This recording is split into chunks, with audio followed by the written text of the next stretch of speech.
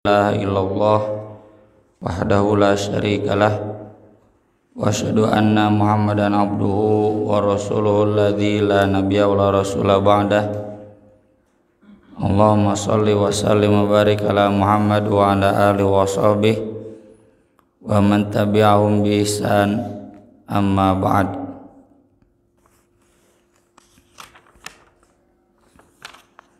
Surat Al-Baqarah ayat 224.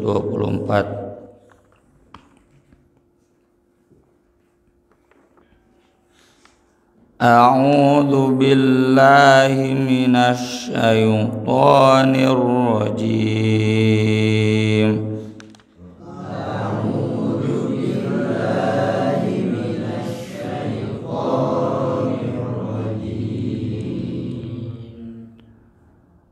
ولا تجعلوا الله عرضة لأيمانكم أن تبروا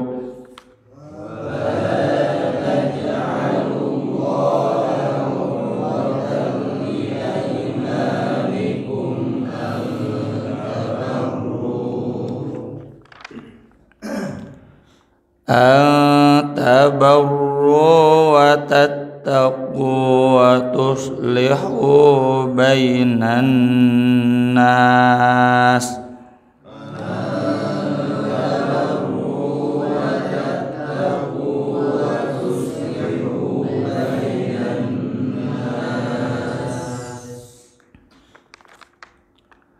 والله سميع عليم.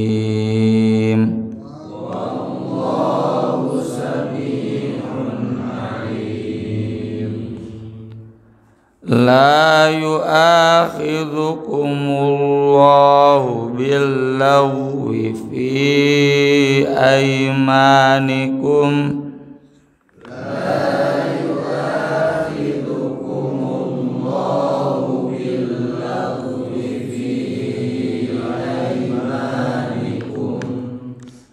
ولكن يؤاخذكم بما كسبت قلوبكم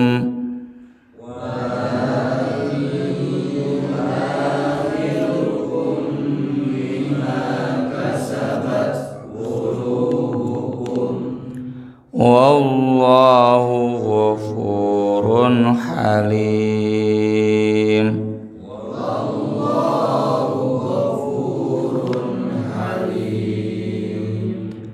للذين يؤلون من نسائهم تربص 4 أشهر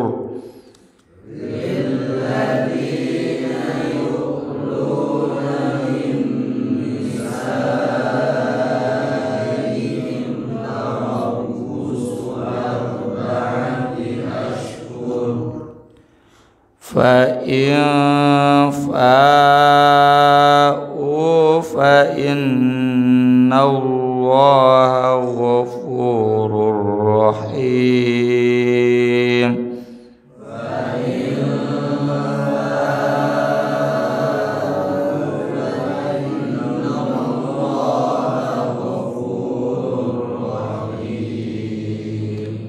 وإن عزموا الطلاق فإن الله سميع عليم.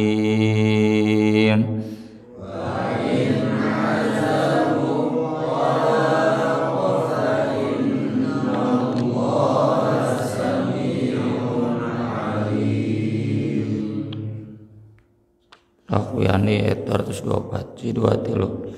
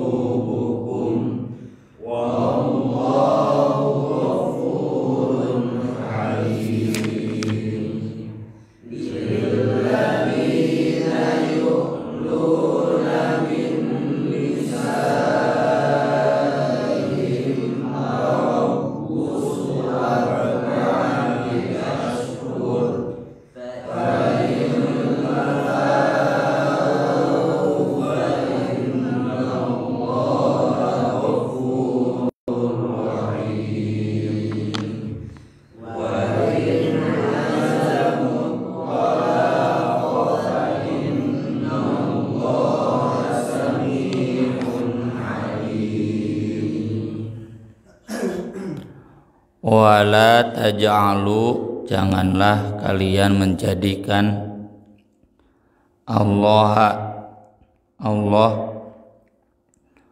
urdotan sebagai penghalang, rintangan, li aimanikum, untuk sumpah-sumpah kalian.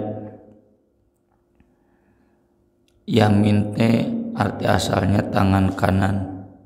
Dulu kan sumpah sambil berjabat tangan. Di yamin bisa diterjemahkan tangan, bisa di tangan kanan, bisa terjemahkan sumpah, tergantung konteksnya. Kalau ma malakat aimanukum, dimiliki aiman, di sana tangan kanan. Ang tabarru, kalian berbuat baik, bir, watattaqu, kalian bertakwa, wa tuslihu bainan nas, dan kalian mengislahkan di antara manusia. Maksudnya jangan bersumpah demi Allah untuk tidak melakukan kebaikan, untuk tidak bertakwa. Sumpah demi Allah moal ngaji-ngaji di didinya, itu nggak boleh, haram. Dan sumpah seperti itu harus dibatalkan. Persis seperti Nabi pernah bersumpah tidak akan memakan makanan yang tidak disenangi istrinya, padahal makanan itu halal dan Nabi senang. Maka kata Allah, qad faradallahu lakum tahillata aimanikum, Allah mewajibkan, wajib kalian membatalkan sumpah kalian. Jadi kalau kita bersumpah untuk tidak melakukan kebaikan, itu hukumnya haram dan wajib dibatalkan. Dan kifarat dari membatalkan sumpah itu dijelaskan di surat Al-Maidah, it'amu asyarati masakin min awsati ma tut'imuna ahlikum au kiswatuhum au tahriru raqabah, memberi makan 10 miskin yang standar pertengahan, atau memberi pakaian, atau membebaskan hamba sahaya 1. Lalu yang kedua, kalau tidak bisa fasyamu thalathati ayyam, saum 3 hari. Contohnya pernah dialami oleh Abu Bakar ketika beliau kesal. Ternyata keluarga yang beliau santuni itu anaknya salah seorang penyebar gosip Aisyah selingkuh, hadithul ifki. Mun bahasa Sunda mah sia teh ku aing diparaban gitunya, diresikoan, ternyata goreng mulang tarimana, ya malah memfitnah Aisyah, memfitnah, mencemarkan nama baik keluarga Abu Bakar. Maka Abu Bakar bersumpah, sumpah demi Allah aku tidak akan lagi menyantuni keluarga itu, padahal yang dosanya 1 anaknya saja. Tapi Abu Bakar kesal. Nah, turunlah ayat Al-Quran di surat An-Nur, wala ya'tali, ya'tali itu ila, itu sumpah. Janganlah bersumpah ulul fadli minkum wassa'ah, orang-orang yang memiliki kelebihan dan keluasan harta, ayyutu ulil qurba wal yatama wal masakin wal muhajirina fi sabilillah, tidak akan lagi menyumbang, menyantuni kerabat, orang miskin, dan para muhajirin fi sabilillah. Ya, ini 3-tiganya ada di keluarga itu. Keluarga itu ya kerabat Abu Bakar, ya miskin, ya muhajirin. Ya, nggak boleh. Abu Bakar pun kemudian membatalkan sumpahnya dan dia kemudian kifarat. Atau seperti Aisyah yang pernah jengkel dari kebijakan keponakannya Abdullah bin Zubair ketika jadi gubernur di Makkah. Aisyah kan banyak tanahnya, lalu dijualan. Ya, kata Abdullah bin Zubair, Aisyah harusnya berhenti Kalau tidak aku paksa untuk berhenti. Aisyah tersinggung. Kakolot senaman gitu ya Aisyah. Kalau Abdullah bin Zubair sudah jadi gubernur berarti sudah wafat, Nabi sudah jauh. Abdullah bin Zubair kan lahir tahun 1 Hijriah. Kalau dia jadi gubernur usia 40 berarti Aisyah sudah usianya 50 tahunan. Kata Aisyah, wawanianan cenah kakolot ngomong begitu, sumpah demi Allah aku tidak akan bicara kepada Abdullah bin Zubair sepatah kata pun. Sudah lebih dari 3 hari kan boleh tidak berbicara itu 3 hari kan. Ya kata Nabi, kita boleh kesal ke seseorang kalau bertemu memalingkan muka itu toleransinya 3 hari. An yahjuru akhahu fauqa 3 layal. Kalau 3 hari ditoleransi mungkin masih marah. Tapi kalau lebih dari 3 hari nggak boleh. Diingatkan Aisyah, Anda ummul mukminin, nggak boleh. Abdullah bin Zubair pun sampai menangis, ya, memohon kepada Aisyah untuk tidak menjauhi, tidak berkata cempewe Aisyah, cempling. Lalu kemudian diingatkan oleh ayat ini, kan tidak boleh bersumpah untuk tidak melakukan kebaikan. Maka Aisyah kemudian membatalkan sumpahnya dan dia membebaskan 40 hamba sahaya. Kalau seandainya satu hamba sahayanya 20 juta ya, berarti sabaraha ya, maka bayarlah ke orang. Dan ketika ditanya kenapa Aisyah membebaskan 40 hamba sahaya padahal harusnya cukup satu hamba sahaya, jawaban Aisyah, karena dosanya terlalu besar ya. Jadi boleh membebaskan hamba sahayanya lebih, atau tadi kan 10 fakir miskin boleh dilebihkan ya. Yang namanya ibadah harta sedekah itu dilebihkan boleh. Famang tatawwa khairan fahuwa khairullah, yang mau dilebihkan boleh, sunat itu. Jadi artinya kifaratnya itu jangan langsung saum 3 hari. Yang pertama kan memberi makan fakir miskin. Kita insya Allah mampulah. Kalau min ausati pertengahan makan fakir miskin taruhlah 25.000 kali 10 berarti 250.000. Nah itu 250.000 mau makanannya mau uangnya dikasihkan ke 10 fakir miskin atau ke 1 orang fakir miskin 10 kali makan. Intinya mengeluarkan 10 kali makan. Jadi wajib dibatalkan. Wallahu sami'un alim, dan Allah Maha mendengar lagi Maha mengetahui. Di sini Imam Ibnu Katsir menuliskan banyak hadis yang intinya memerintahkan kita untuk membatalkan sumpah, kifarat, dan memilih yang terbaik, memilih amal yang baik.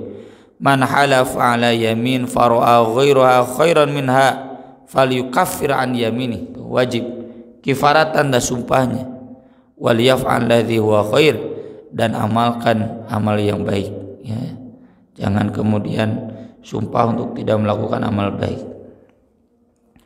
Kemudian la yu'akhidhukumullah, Allah tidak akan menyiksa kalian billaghwi, karena main-main, fi aimanikum, dalam sumpah kalian.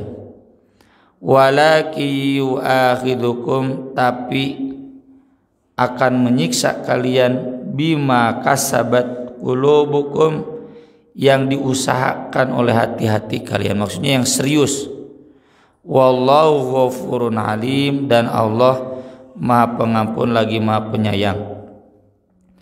Apa maksud billaghwi fi aimanikum? Adalah sumpah yang latah.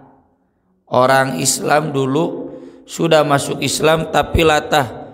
Billata wal uzza, sumpah demi Lata demi Uzza, itu kan haram ya, sumpah dengan, tapi karena latah, padahal hatinya sudah yakin Lata dan Uzza itu berhala. Hatinya sudah yakin Allah satu-satunya ya. Jadi kata Nabi SAW, man halafa faqala fi alfi wallata wal uzza falyaqul la ilaha illallah.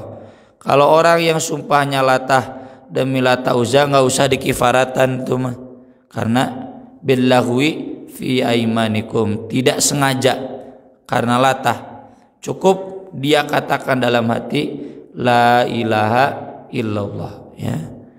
Sehingga orang misalkan demi Allah, demi Rasulullah, demi bapak aing, demi ibu aing, jangan gitu, itu kan nggak boleh. Tapi karena latah, tidak dengan sebenar-benarnya, sumpah itu kan harus serius, maka itu tidak perlu kifarat, tidak akan disiksa dengan sumpah latah itu. Atau yang kedua, memang dia bersumpah main-main, demi Allah saya tidak menyembunyikannya, bari dia main-main padahal manehna nu nyebutkeun, ya, mamawa demi Allah, tapi memang konteksnya dalam heureuy, ya. Ini siapa yang mengambil gelas saya, ya. Kamu tuh demi Allah kami nggak tahu, padahal nyaho saya menyebutkan, ya, padahal tahu siapa yang menyembunyikan. Maka sumpah yang dalam permainan orang sudah maheureuy itu tidak harus dikifaratan, ya. Sumpah yang dikifaratan itu walaki yu'akhidukum bima kasabat qulubukum. Termasuk yang ketiga model sumpah lagun itu yang mengatakan na'am wallahi la wallahi, ya. Demi Allah ya, demi Allah tidak, ya. Ini orang yang main-main yang dalam heureuy. Kamu yang mengerjakan ya demi Allah, enggak ketang demi Allah. Nah, itu orang yang latah seperti itu tidak termasuk yang harus dikifarati. Yang harus dikifarati kalau dalam surat Al-Maidah walakim bima aqadtumul aiman, yang kalian mengakadkan asli serius sumpah tersebut. Wallahu ghafurun alim, dan Allah Maha Pengampun lagi Maha Penyantun, Maha lembut. Kemudian ini disambung dengan bab sumpah dalam keluarga, dan mulai ayat ini juga ayat-ayat berikutnya ini terkait keluarga.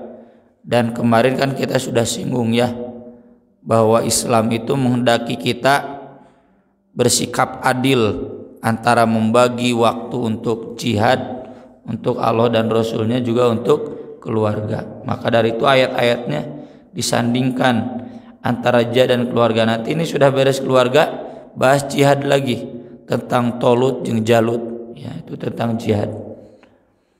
Lilladzina yu'luna min nisaihim, bagi orang-orang yang bersumpah ila itu sumpah tidak akan jima kepada istri, tidak akan satu kasur dengan istri, tidak akan satu kamar dengan istri. Tarabbusu, maka menunggu, arba'ati ashur, selama 4 bulan. Fa in fa'u, maka jika mereka kembali yang bersumpah itu para suami, fa innallaha, maka sesungguhnya Allah Ghafurur Rahim, Maha Pengampun lagi Maha Penyayang. Wa in azamut talaq, dan jika mereka azam untuk cerai, fa innallaha sami'un alim, maka sesungguhnya Allah Maha mendengar lagi Maha mengetahui. Dan nanti kemudian ayat-ayat berikutnya membahas tentang perceraian. Ila itu arti asalnya sumpah, seperti tadi surat An-Nur, wala ya'tali. Yang dimaksud adalah bersumpah tidak akan mendekati istri. Ini karena kesal kepada istri. Itu modelnya ada yang mutlak, ada yang muqayyad. Muqayyad misalkan, sumpah demi Allah aku tidak akan tidur dengan kamu 2 bulan, ya, dijauhi istrinya. Selama 2 bulan itu dia pisah rumah, atau pisah kamar itu boleh, berhak suami melakukan itu, tapi batas maksimalnya 4 bulan ya. 4 bulan maka pilihannya 2, dia balik lagi atau berarti dia memilih talak. Kata Imam Ibnu Katsir, fayujbiruhul hakim ala hadza au hadza li'alla yadurra biha. Hakim harus memanggil, harus memaksa. Mau pilih rujuk, balik lagi, kau balik lagi silakan, nggak usah ada kifarat sumpah ya, karena kan dia bersumpah 2 bulan misalkan, atau kalau tidak ditentukan waktunya berarti maksimal 4 bulan. Kalau misalkan sumpah demi Allah aku tidak akan tidur lagi dengan kamu, tapi kan disebutkan waktunya, dia boleh pulang kapan saja. Misalkan engkau sumpah karek saputingnya geus inget deui nya balik deui, atuh teu kapok pemajikan teh. Dan hak sumpah ini berhak untuk suami dalam rangka tentu saja mendidik istri, bukan menzolimi. Kalau menzolimi ya dosa. Meski demikian hukum sumpahnya itu berlaku. Kalau sumpahnya muqayyad, demi Allah aku tidak akan tidur lagi dengan kamu 2 bulan, pek we cenah sorangan. Istri kuat, dalalaki memual kuat ya. Sabulan geus balik deui, nah berarti ini membatalkan sumpah, dia harus kifarat ya. Jadi tadi modelnya apakah mutlak atau muqayyad. Kalau mutlak maka nanti bapak-bapaknya ya ujang-ujang kayak nulis nikah sumpah dek ngajawan istri, mending mutlak ya, tong disebutkan muqayyad bisa teu kuat ya. Kalau mutlak boleh pulang kapan saja, tapi nanti tetap ada batas maksimal tarabbusu 4 asyhur 4 bulan. Nah kalau 4 bulan dia enggak pulang juga, ini Bang Toyibnya, maka hakim memanggil. Kalau hakim enggak tahu maka keluarga harus lapor ke hakim ya, ke Kemenag, ke penghulu. Ini misalkan saudari saya sudah ditinggalkan oleh suaminya udah lebih dari 4 bulan, maka dia nanti yang mencari ya. Dan ini pernah saya alami ketika saya tahu ada yang berpisah udah lebih dari 6 bulan bahkan 1 tahun. Saya datangi, ini gimana, dulu akadnya cerai ente, terus kumaha, nggak tahu, itu nggak boleh itu ya, karena ya saya tahunya belakangan. Kalau kita tahu, termasuk bapak-bapak tahu, ini kan syariat kaitannya.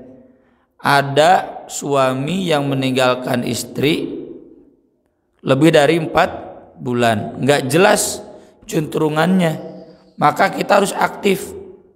Tanya istrinya, kamana tas salaki teh, udah salakina. Dan saya dulu sampai mengejar suaminya, datangan. Bagaimana ini teh? Pulang lagi atau kalau enggak cerai ya, dibawa surat cerainya. Tah. Ya, surat cerainya. Cenah pada jatuh talak tanda tangan dia. Dan urus sendiri cetek gitu. Baik teh diurus wae. Nah, itulah makanya di dalam akad pernikahan kita ada sigoh ta'lik ya. Sigoh ta'lik memang bid'ah zaman Nabi gitu. Makanya lebih yang datang ke yang nikahan versi suka nanya dulu kan. Contoh lebih yang tahu saya, Ustad ini badai sigoh ta'lik mah taruh saja ke pengantin. Kalau adik saya dulu mual cenah gitu, baik tenan udah zaman Nabi juga. Kenapa di Kemenak ada sigoh ta'lik? Agar perempuan bisa menentukan nasibnya, tidak tergantungnya jika lagu salah digantung, tepugu ditarik ente, dilepaskan ente.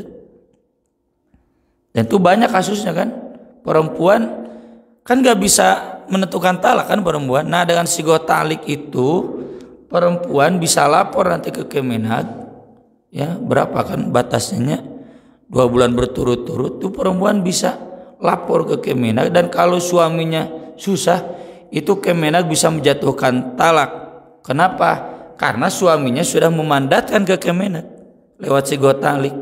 Kalau 2 bulan berturut-turut saya tidak memberikan nafkah lahir dan batin kepada istri saya, maka dengan uang 10.000-nya ya, sigotaliknya murah, memang udah jadi murahan salakina. Saya memandatkan kepada Kemenag, kurang lebih seperti itulah ya, untuk jatuh talak kepada istri saya. Itu maksud sigotalik agar tidak ada terkatung-katung. Meski sebetulnya di Al-Quran bukan 2 bulan berturut-turut, 4 bulan. Wallahu alam ya, fikih dari Kemenag kenapa 2 bulan. Jadi 4 bulan kita tahu ada tetangga, ada saudara, ada kerabat yang digantung nasibnya oleh suaminya, maka kita harus lapor ke Kemenag. Dan itu nanti oleh Kemenag diumumkan 3 bulan berturut-turut dalam RRI. Aturan dari Kemenag, walau alam tanya itu aturan fikih Kemenag diumumkan na radio bapak anu dicari oleh Kemenag suami dari ibu anu 3 bulan berturut-turut dicari, dipanggil di RRI, tidak ada ya. Meskipun sebetulnya kalau saya penjebat Kemenag jangan di RRI atau dari situ usum nu ngadeng radio, di mana di Facebook ya, namanya di IG harusnya ada aturan itu baru, tapi sampai beberapa tahun yang lalu itu diumumkan di RRI. Da mau ngadeng ya tuh meureun, mau anu ngadeng RRI komo Persibna eueuh mah. Nah itu harusnya diumumkannya di Facebook, di Instagram. 3 bulan dia nggak kunjung datang, maka Kemenag berhak menjatuhkan talak. Karena kan wali itu kalau tidak yang memegang akadnya hakim itu dalam hal ini adalah Kemenag. Dan alhamdulillah untuk urusan ini Indonesia sudah syariat Islam ya, punya pengadilan agama yang itu nggak dimiliki di negara lain. Kita punya pengadilan agama khusus, beda kan, harus jurusan lagi sarjana hukum Islam, nggak boleh yang bukan sarjana hukum Islam. Nah itu 4 bulan balik lagi, atau kalau tidak talak. Tapi ulama jumhur di sini sepakat, meski ada yang berbeda, penentuan talak itu tidak otomatis cerai. Jadi kalau suami 4 bulan nggak kunjung pulang, itu otomatis cerai. Tidak otomatis perempuan itu boleh menikah lagi sama lelaki yang lain, enggak. Tetap harus dijatuhkan oleh si lelaki itu, atau kalau tidak hakim. Karena wewenang akad itu di wali, dan wali itu kalau enggak ada fasultanu waliyyu man la waliyalah. Sultan wali bagi orang yang tidak ada wali. Jadi lamun ieu mitohana geus eueuh salakina teu puguh ka mana ya, suaminya nggak jelas kemana, maka datang ke hakim. Jadi nggak bisa perempuan cenah udah 4 bulan nggak jelas bagaimana tanggung jawabnya, boleh saya menikah lagi? Nggak boleh. Tetap status perempuan itu meski 1 tahun 2 tahun 3 tahun ditinggalkan suaminya, kalau belum ada akad talak statusnya wal muhsanatu minan nisa, haram dinikahi dan haram menikah dengan lelaki yang lain ya. Maka harus dipastikan hakim yang menjatuhkan talak. Ketika hakim sudah menjatuhkan talak, maka baru dia statusnya sebagai perempuan yang bukan muhsanat, boleh menikah lagi dan boleh dinikahi oleh lelaki yang lain. Dan sesudah jatuh talak tetap berlaku iddah. Misalkan 2 tahun ditinggalkan suami, lalu dijatuhkan talak oleh Kemenag. Nah, dihitung iddahnya dari sana. Bukan can ada geus 2 tahun boleh menikah lagi, nggak boleh. Tetap ngadaguan masa iddah. Masa iddahnya adalah 3 kali bersih. Kalau memang dia masih mens, kalau sudah tidak berarti 3 bulan. Wallahi ya isna minal mahid min nisaikum fa'iddatuhunna 3 ashhuri wallahi lam yahid. Jadi kalau sudah tidak haid 3 bulan ya. Tunggu 3 bulan baru boleh menikah. Dan aturan tentang masa idah bagi yang perempuan ditalak nanti akan dibahas di ayat-ayat berikutnya. Aku qouli hadza wa astaghfirullah li wa lakum. Subhanakallahumma bihamdik asyhadu an la ilaha illa anta astaghfiruka wa atubu ilaik. Wassalatu wassalamu ala rasulil karim. Wassalamualaikum warahmatullahi wabarakatuh.